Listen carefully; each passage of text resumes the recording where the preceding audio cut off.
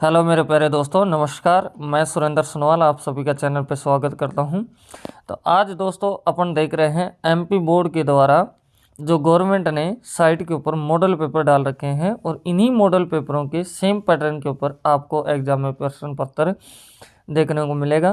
तो ये दोस्तों आपका 12th का पेपर है, हाई सेकेंडरी परीक्षा 2024। आप देख सकते हैं सब्जेक्ट है अर्थशास्त्र, इकोनॉमिक्स का पेपर है, आप ये देख सकते हैं। और हिंदी और इंग्लिश दोनों वर्जन में है, तो मतलब हिंदी मीडियम और इंग्लिश मीडियम वाले दोनों बच्चों के लिए ये पेपर होगा।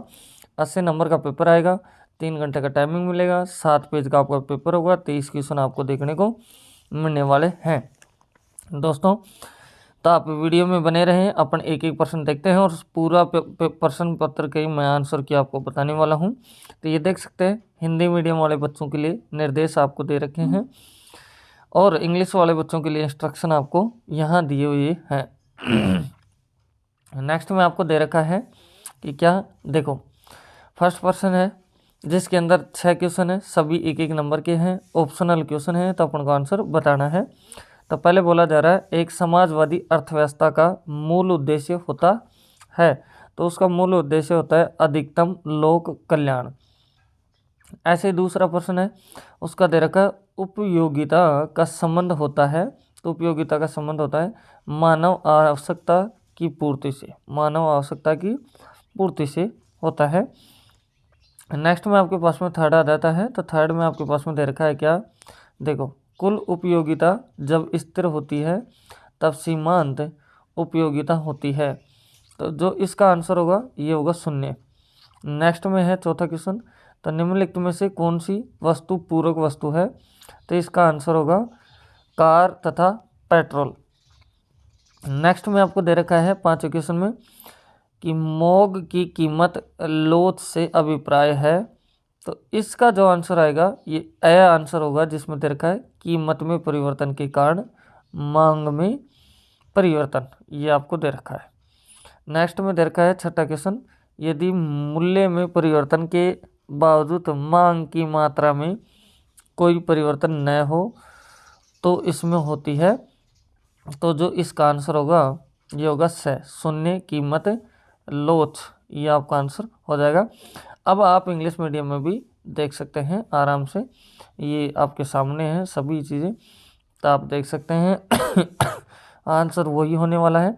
सेकंड प्रश्न आ जाता है, तो इसमें आपको दे रखे हैं 6 क्वेश्चन और सभी एक एक नंबर के हैं, रिक्त स्थान आप उनको भरना है। तो फर्स्ट में दे रखा है अल्पकालीन उत्पादन फसल को का नियम कहा जाता है, तो इसको कहते हैं परिवर्तनशील अनुपातों का नियम।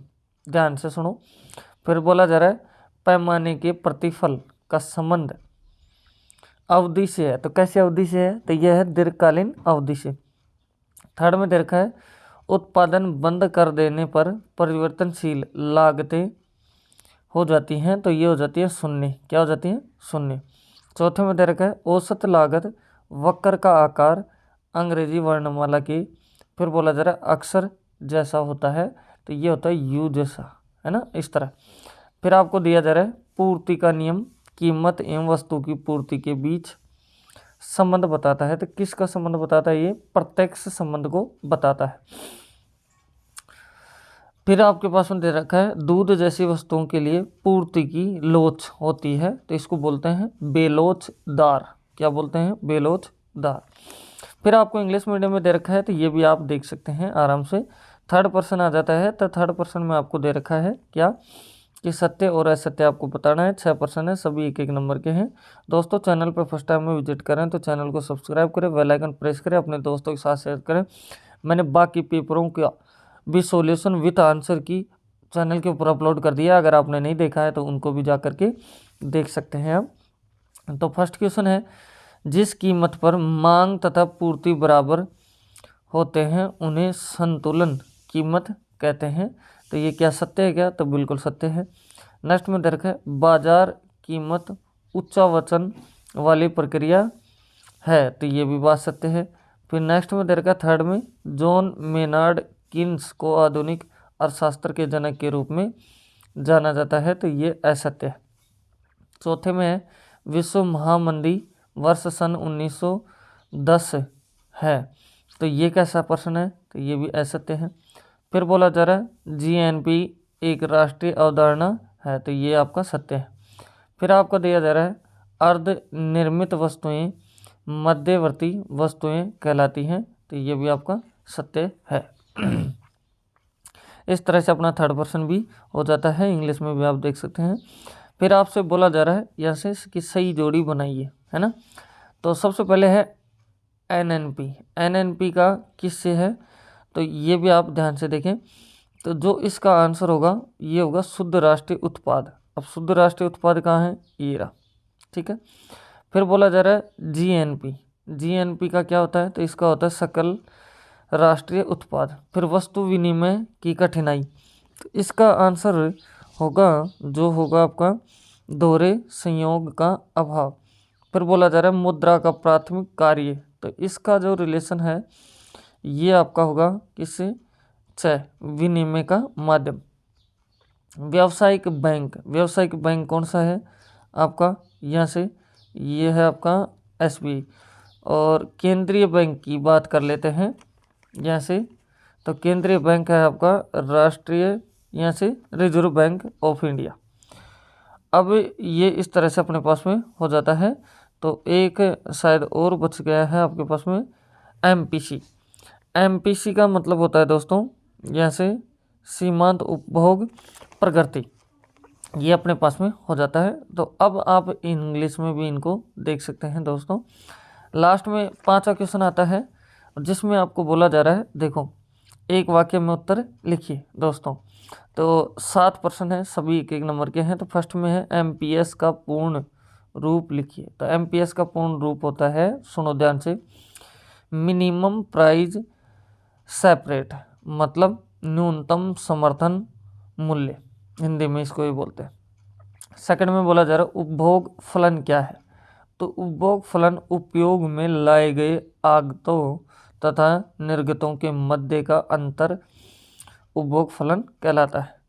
फिर थर्ड में दे रखा है औसत उपभोग प्रवृत्ति क्या है, तो आय का वह भाग जो उपभोग पर व्यय किया जाता है औसत उपभोग प्रवृत्ति कहते हैं। चौथे में दे रखा है औसत बचत प्रवृत्ति क्या है, तो औसत बचत प्रवृत्ति क्या है, आय तथा बचत के अनुपात को औसत बचत प्रवृत्ति कहते हैं। 5 में दे रखा जीएसटी का पूर्ण रूप लिखिए। जीएसटी का पूर्ण रूप होता है गुड एंड सर्विस टैक्स, मतलब हिंदी में होगा वस्तु व सेवा कर। छठे प्रश्न में दे रखा है व्यापार शेष में कौन सी मदें शामिल होती हैं, तो इसका आंसर होगा व्यापार शेष में द्रव्य मंदे शामिल होती हैं। फिर नेक्स्ट में दे रखा है 7वें में अदायगी संतुलन में कौन सी मंदे शामिल होती हैं, तो इसमें होती हैं द्रव्य और अद्रव्य दोनों मंदे शामिल होती हैं। तो दोस्तों इस तरह से ये 5वां प्रश्न भी आपका हो जाता है। तो अब चलते हैं नेक्स्ट छठे प्रश्न पे। तो दोस्तों अब देख सकते हैं ये सभी प्रश्न आपके 2-2 नंबर के प्रश्न आ रहे हैं, ये भी आप ध्यान से देखें। तो इसमें दे रखा है आपको कुल उपयोगिता का अर्थ लिखिए, ये नहीं आता है तो आप ये कर सकते हैं सीमांत उपयोगिता का अर्थ लिखिए। 7वां है अंदिमान वक्र किसे कहते हैं, ये नहीं आता है तो आप ये कर सकते हैं अंदिमान मानचित्र किसे कहते हैं। फिर 8वां प्रश्न आता है, तो 8वें प्रश्न में दे रखा है क्या, देखो ध्यान से, बजट रेखा किसे कहते हैं, या फिर मांग का अर्थ लिखिए। 9वां प्रश्न है उत्पादन फलन किसे कहते हैं, ये नहीं आता था आप ये कर सकते हैं कि अल्पकाल तथा दीर्घकाल किसे कहते हैं। 10वां प्रश्न है स्थिर लागत किसे कहते हैं। छोटे छोटे प्रश्न है दोस्तों, आप देख सकते हैं, आराम से कर सकते हैं। 10वें का अथवा का भी आप देख सकते हैं। 11वां प्रश्न है, इसमें दे रखा है परिवर्तनीय अनुपातों का नियम क्या है, ये नहीं आ रहा है तो आप ये कर सकते हैं पैमाने के प्रतिफल किसे कहते हैं। 12वां है उपभोग वस्तुएं किसे कहते हैं, इसी के तहत अथवा में दे रखा है पूंजीगत वस्तुएं किसे कहते हैं। 13वां प्रश्न में है राष्ट्रीय आय गणना की किन्हीं 2 विधियों के नाम लिखिए। अथवा में आपको दे रखा है, यहाँ से देख सकते हैं कि दोहरी गणना किसे कहते हैं। 14वां क्वेश्चन है केंद्रीय बैंक के कोई दो कार्य लिखिए। ये नहीं आता है तो आप ये कर सकते हैं, व्यवसायिक बैंक के कोई दो कार्य लिखिए। 15 है, सरकारी बजट के कोई दो उद्देश्य लिखिए। ये भी आप कर दे सकते हैं। इसके अथवा का भी आप देख सकते हैं। अगर ये नहीं आता है तो इसके अथवा में है अधिशेष एवं गाठा बजट क्या है। दोस्तों वीडियो में बने रहें और चैनल को सब्सक्राइब करें अगर नहीं कर रखा है तो, और अपने दोस्तों के साथ शेयर करें। बहुत इंपॉर्टेंट क्वेश्चन है, आपको ये एग्जाम में देखने को मिलेंगे। सेम पैटर्न के ऊपर पेपर आने वाला है। 16वां क्वेश्चन आ जाता है, तो इसमें दे रखा है व्यष्टि अर्थशास्त्र की कोई 3 विशेषता लिखिए। या फिर ये नहीं आ रहा था आप ये कर सकते हैं, किसी अर्थव्यवस्था की 3 केंद्रीय समस्याओं को लिखिए। 17 प्रश्न है, पूर्ण प्रतिस्पर्धा के कोई 3 लक्षण लिखिए। ये नहीं आ रहा था आप ये करें, लाभ अधिकतमीकरण की 3 शर्तें लिखिए। इसको भी आप कर सकते हैं। तो नेक्स्ट में आप देखें 18 क्वेश्चन में दे रखा है समग्र मांग का क्या अर्थ है, इसके 2 घटक बताइए। ये नहीं आ रहा था आप ये कर सकते हैं, न्यून मांग किसे कहते हैं, इसे ठीक करने के 2 उपाय लिखिए। 19वें में है, 3 नंबर के प्रश्न स्टार्ट हो चुके हैं दोस्तों। राजस्व व्यय तथा पूंजीगत व्यय में भेद लिखिए। ये नहीं आ रहा था आप ये कर सकते हैं, राजस्व गाठा तथा राजकोषीय गाठे में भेद कीजिए और कोई 3 कारण लिखिए। अब 20वां क्वेश्चन आ रहा है, इसमें दे रखा है दोस्तों पूर्णतया लोचदार मांग तथा पूर्णतया बेलोचदार मांग को रेखा चित्र की सहायता से समझाइए। आपको डायग्राम बना के ये समझाना है दोस्तों। 4 नंबर का प्रश्न है। अगर ये नहीं आता है तो आप इसको भी कर सकते हैं कि मांग का नियम क्या है, रेखा चित्र की सहायता से समझाइए। ऐसे ही क्वेश्चन आता है, ये भी 4 नंबर का है। उच्चतम निर्धारित कीमत तथा निम्नतम निर्धारित कीमत को उदाहरण सहित समझाइए। अगर ये नहीं आ रहा तो आप ये कर सकते हैं, बाजार संतुलन की व्याख्या रेखा चित्र सहित कीजिए।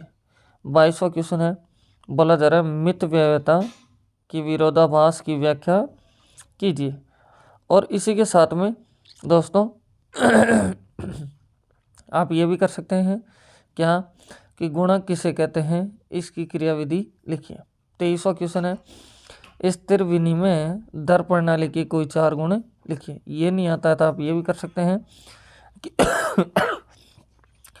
तृतीय विनिमय दर प्रणाली के कोई 4 गुण लिखिए। इस तरह से दोस्तों पूरा अपना पेपर ये हो जाता है। तो दोस्तों चैनल पे फर्स्ट टाइम में विजिट कर रहे हैं तो चैनल को सब्सक्राइब करें, बेल आइकन प्रेस करें और अपने साथियों के शेयर भी करें।